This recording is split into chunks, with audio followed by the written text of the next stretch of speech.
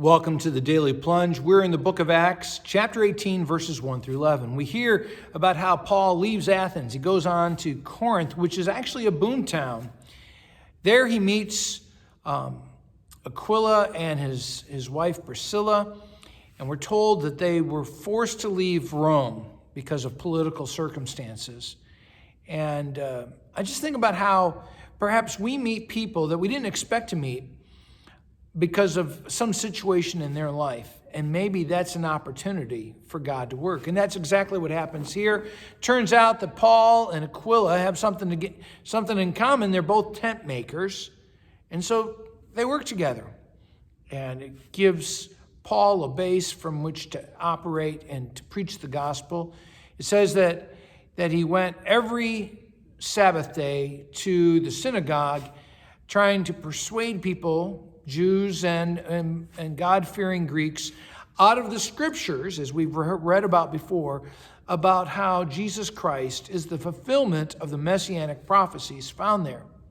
Well, Silas and Timothy finally catch up with him, and then that allows Paul to shift into high gear, and as he does, he finds that just increases the opposition, and so he says that he decides to shake out his clothing and to move on from there.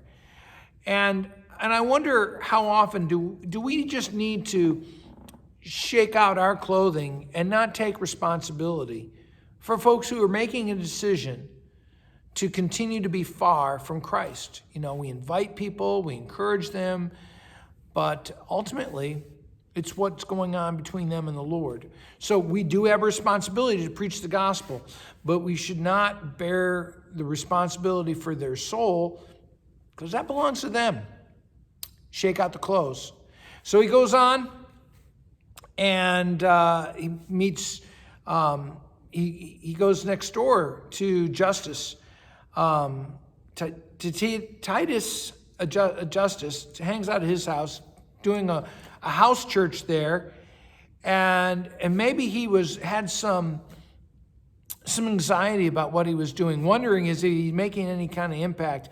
And the Lord speaks to him at night. In the midst of a dream, he hears the voice of the Lord.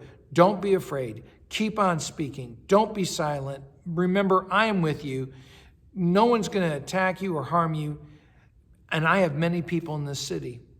And so I'd ask, who does God have in the city around us? Who are people that God intends for us to meet in order to share the gospel?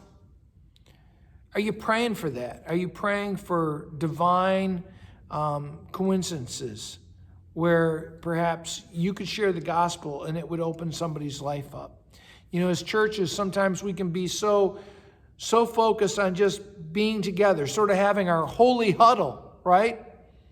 Instead of asking, where, Lord, are you taking us so that we can meet new people and they can meet the Savior?